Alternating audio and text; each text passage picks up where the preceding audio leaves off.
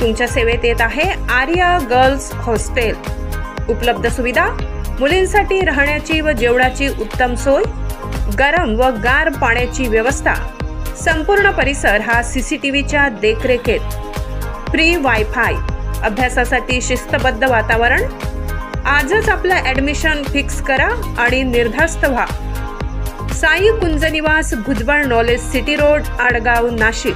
संपर्क 90 28 55 51 48 94 23 25 06 47।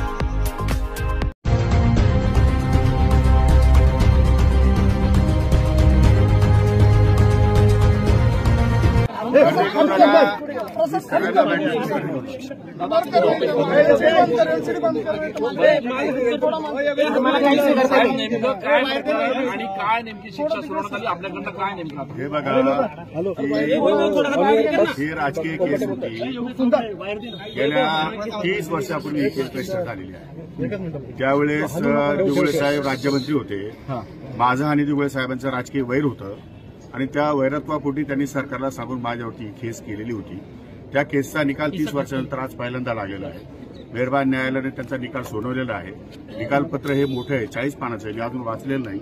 वाचून त्या संदर्भात मी आपल्याला व्यवस्थितपणे मार्गदर्शन करेन आपल्याकडनं, आणि त्यासाठी मी अपील या ठिकाणी करण्याचा निर्णय घेतलेला आहे। आपल्याकडनं जामिनासाठी काही या ठिकाणी जामीन नियमाने कायद्यानुसार जे काही करता येईल ते सगळं केलेलं आहे। साहेब, पण जे सरकारी पक्ष होत्यांचं असं म्हणणं होतं की आपण उत्पन्न कमी दाखवलं आणि सरकारचे सदनिका ह्या लागल्या आणि जे 4 फ्लॅट घेतलेले होते त्यापैकी 4 आपण आणि आपल्या भावाने त्या संदर्भात मी अजून जजमेंट वाचलेलं नाही।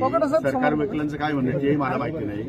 मी जजमेंट वाचलेलं नाही आणि ते जजमेंट वाचलं की मी तुम्हाला त्याच्यावरती सविस्तर या ठिकाणी देऊ शकतो। पण आपल्या शिक्षेची जी आता हे सगळं प्रकरण समोर आल्यानंतर आता राजीनाम्याची मागणी देखील लगेच होऊ शकते ना, काय राजीनाम्याची मागणी होऊ शकते, पण त्यासाठी अपिलेट प्रोव्हिजन आहेत। राजकीय दृष्ट्या देशामध्ये अशा प्रकारचे अनेक निकाल झालेले आहेत आणि त्या दृष्टिकोनातून मी अपिलामध्ये जाणार आहे, हायकोर्टामध्ये जाणार आहे।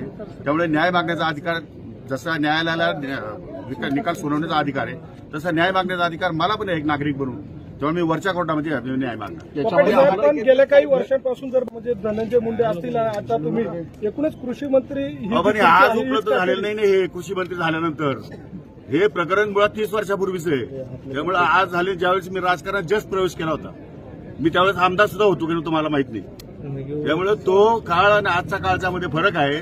त्याच्यानंतरच्या काळामध्ये दिगोळेंचे माझे संबंध सलोख्याचे पण निर्माण झाले, पण कायदेशीररित्या एखादी केस रजिस्टर झाल्यानंतर जो काही नियम असतो त्या नियमान्वये ती प्रोसेस होत असते।